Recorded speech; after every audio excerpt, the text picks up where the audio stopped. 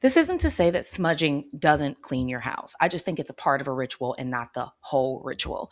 I want to talk to you about how to cleanse your house. And not just of negative energy, but even think about when you move. If you're on the ascension timeline and if you've been spiritually tapped in, you know the energy that's moving through.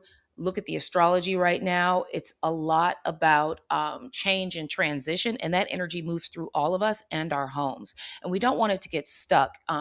So if you are someone who has been looking for ways to clear negative energy, if you feel like your house isn't as bright and high frequency as you'd like it to be, if you'd like to just have a better experience at home, or if you feel like you're dealing with some dark or negative shit in your house, you need to know how to cleanse your house spiritually. My name is Candace, and this is what I do. I offer services in Metro Detroit, okay?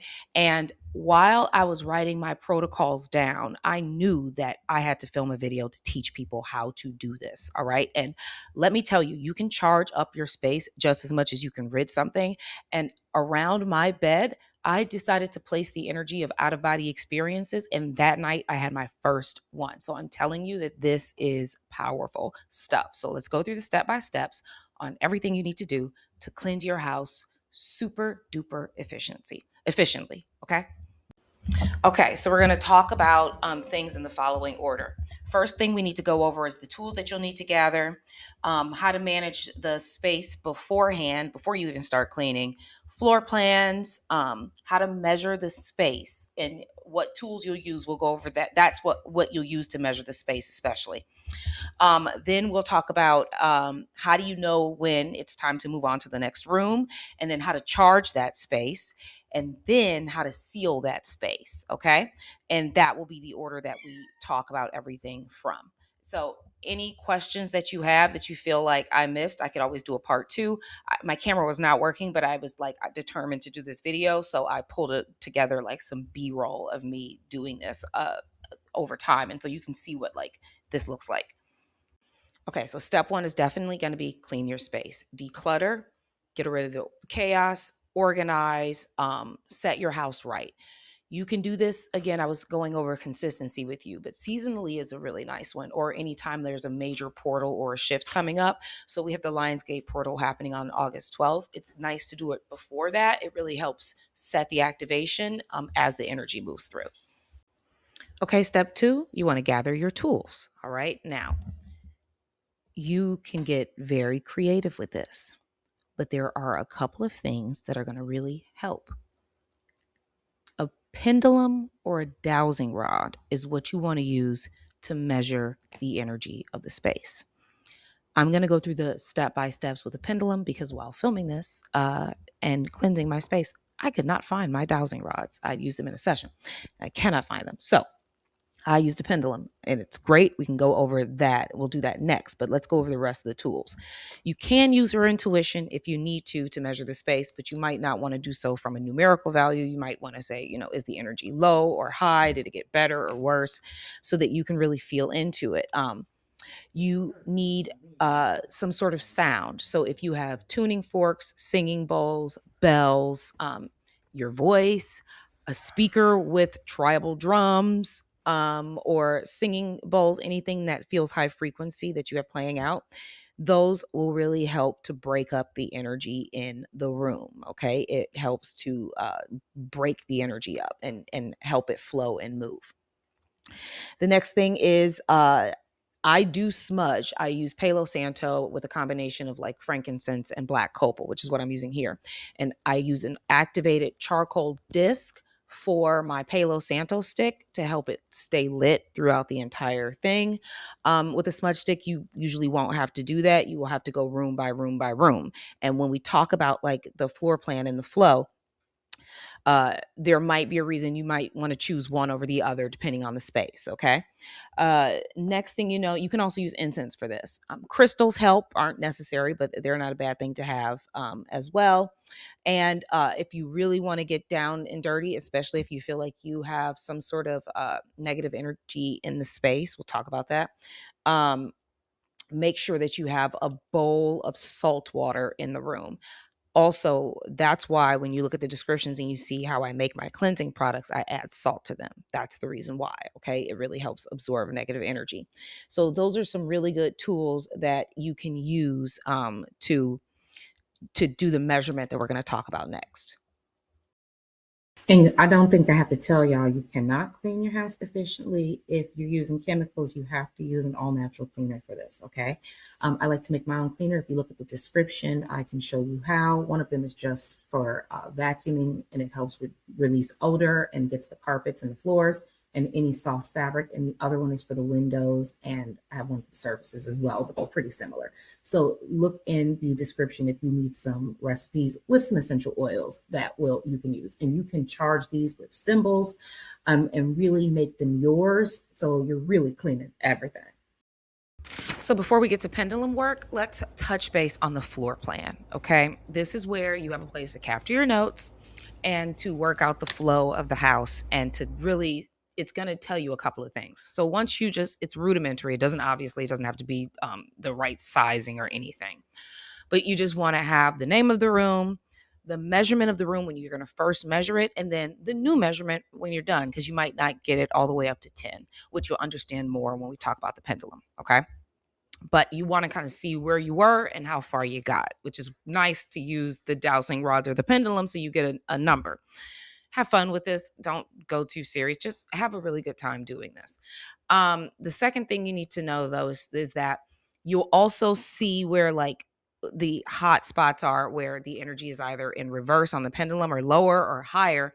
And over time, you might notice a trend that some rooms need to be done less and some rooms need to be done more to help your cleansing protocol. Okay. So there's a couple of good reasons to keep a note and maybe keep it in your journal. So go ahead and take the time and cleanse the pendulum to start with smoke. Okay. Just to clear the energy. And then you really want to just focus your energy and take 3 breaths, say, let's say 3 deep breaths, and then concentrate on the question, which is, what is the current energy of this space? And you're going to watch the pendulum and look, your arm will move a little bit. It is a suggestive thing. So don't, again, have fun with this and see where it is. If you find it's moving really small, that means that the energy is low. If you find that it's moving really right, head like really swinging, that means the energy might be too high. If it's going to the right, that is a positive sign. You really want it to go to the right. But you can release things by going to the left, okay? And if you start off in the left, if it's a little bit left, I wouldn't worry too much about it, but that usually means that room is draining energy. If you all the way to the left, at the end of this video, we will talk about extreme situations. So I would say mark it and don't judge it, but just note that it's there. When you're using the pendulum, you can also notice that you might not get a full circle, but like a partial swing. So it might be like a skinny swing where the circle is oblong. That means that the energy is wonky. Okay. And so the whole point is to stabilize the energy field no matter what direction this thing is. So remember that. And this could be like your pendulum chart. You don't have to print it off. You can print it off, or find something like this online. It's just literally from 0 to 10. The smallest ones, you're going to call it a 0. The larger ones, you're going to call it 10. And you can really guesswork this and do around about the number, but you really just again want to notice if the energy is low or you want to notice if the energy is high. And if it's too high, you're going to bring it in when you stabilize it, and when it's too low, you're going to bring it up. So either way, you're looking for a nice round even circle. Okay, so you're going to write down the first recording on your floor plan. Then this is what you're going to do in the following order. All right, first thing you want to do is close all the windows. Okay. Second thing you want to do is grab your smoke smudging, light your charcoal, smoke that puppy out.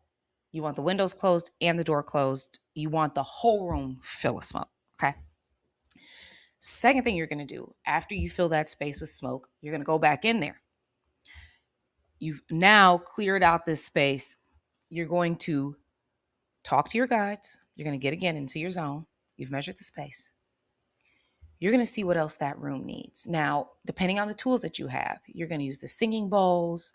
You're going to use the radio. Sorry, not the radio, the speaker. you're going to blast music. You'll have your crystals in there and you're going to have the whole thing going. You're going to get all your tools in use, your musical equipment, and you're just going to go around the corner of the rooms and you're going to clear it with, again, if it was a bell, if it was a tuning fork, if it's a singing bowl, you want the whole room to be blasted with positive energy. Then you want to sit with your guides and you want to ask them to help you clear this space. And you can do this before you start using your musical equipment. And then ask them to gather up all of the energy that is not aligned with the divine plan. And you're going to create the escape route by opening the windows if you can and saying goodbye. You get to leave now. Goodbye. Okay. That's how you do it. Then you're going to move on to the next room. You might want to sit in that room for a bit while you're doing this and feel the shift in the energy. After you open up the windows, I should have said this before. After you open up the windows, then you re-measure the room. Okay. You write down the new number. If it's the same number, you keep going longer. You don't necessarily have to smudge it again, but you keep playing the music. You keep using the bells. You imagine gold energy filling the room. You can use I can give you so many symbols, but you can use subtle elements. You can use wind to blow it out. You can use water to clear it with the water bowl in the room. You could grab earth and use that element to hold. The minerals can hold this and absorb it from the air. You can use plants. There are so many ways that you can do this. And I want you to experiment with what works for you. And you want some sort of way to measure this outside of your intuition to see how things work.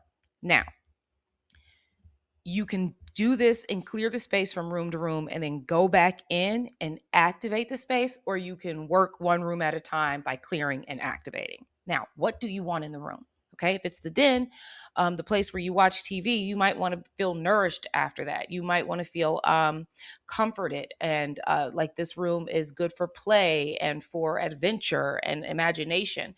And you can sit with these energies and using your pendulum.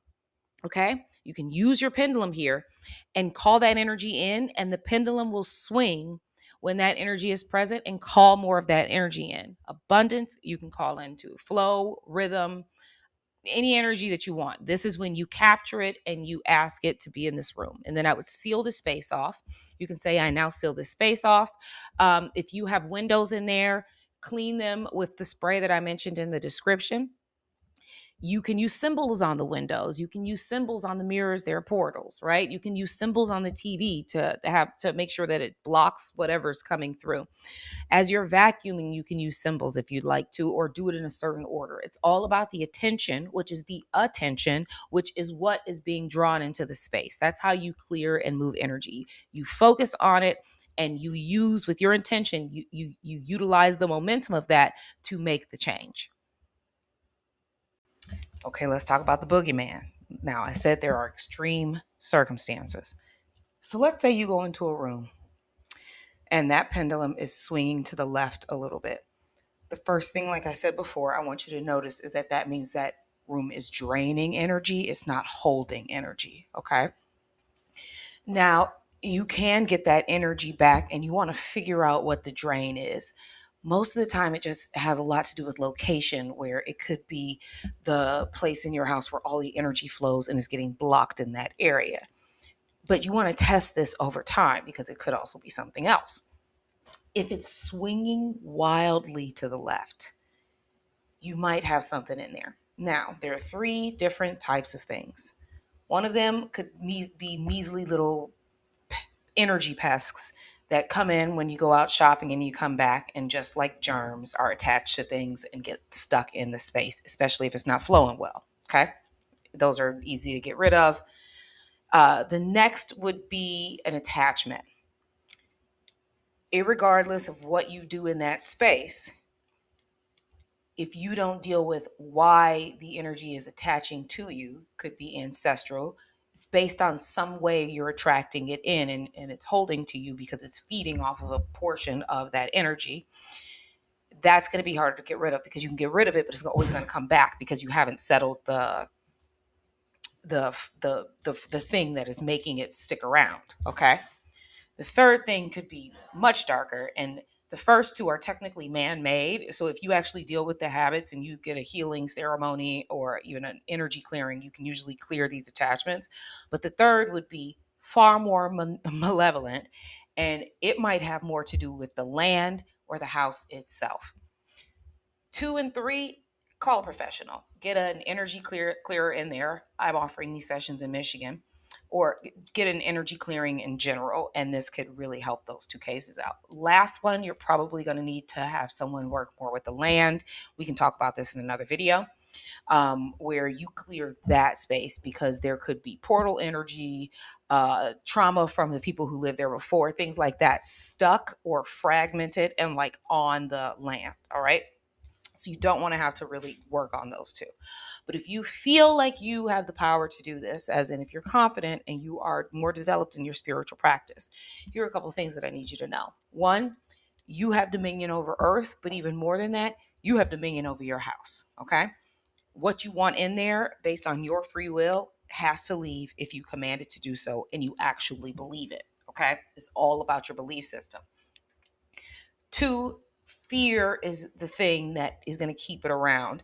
And you remember that darkness doesn't like light. So if that means that in those areas you need to write mantras or statements of some sort, add activating art or high energy items, set up an altar in that area, crystals and stones and natural elements, something like that, to just it's like adding a light bulb to the room. Okay. And the more sacred you find that spiritual space, the brighter the bulb. So you can always do something like that. Um, Once you've cleared your house, check your dreams as well and see if something comes up there. If you find that you have a nightmare, it could be residual energy, but check again in like a week or two. That means you could have upset something or you could have really worked, you didn't work well on it. Okay. Look for clues and signs in that way. If you feel like the energy isn't moving, you might want to ensure that there isn't anything else going on. So, like, if you can't move the energy and you can't manipulate that energy, you can't get it to go any higher than it already is, then I would work more on the self first and getting your energy higher so that you could manipulate other energy, I would say. I mean, again, it would be wise to call a professional. Now, completely outside of the woo-woos and the scaries, right? Your house could just have a lot of traffic, uh, beings moving in and out, uh, on all levels. It's all space is shared, right? And depending on the shape of your house, the location of your house, like we have a triangle shape, and it's like a portal. So we constantly have to clean the house. Things are just traversing through.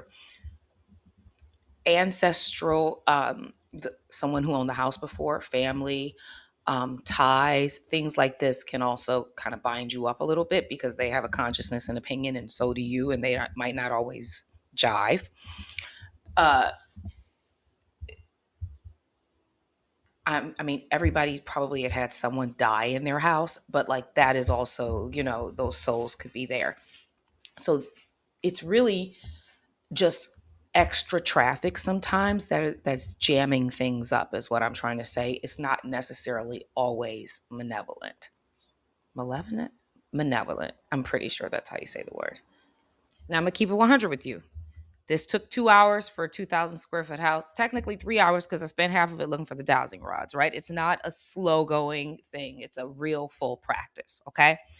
If you live in Detroit, or if you're in the metro Detroit area and you want your house cleansed, or if you're a realtor in the area and want to have this service for your clients, you can reach out to me with the link and the information here for a house clearing. I do these in person and I need about 2 to 3 hours, depending on how large your space is. If you are looking to clean the house yourself, sit down with this, go over these steps and really make it your own. Don't just take my word for it, but go in and add your flavor and add your spice to it. You could use healing herbs in this. You can use things from your kitchen. You could use found objects. It's really about taking these practices and making them absolutely unique and yours. Okay. Thank you for listening. This is Candace.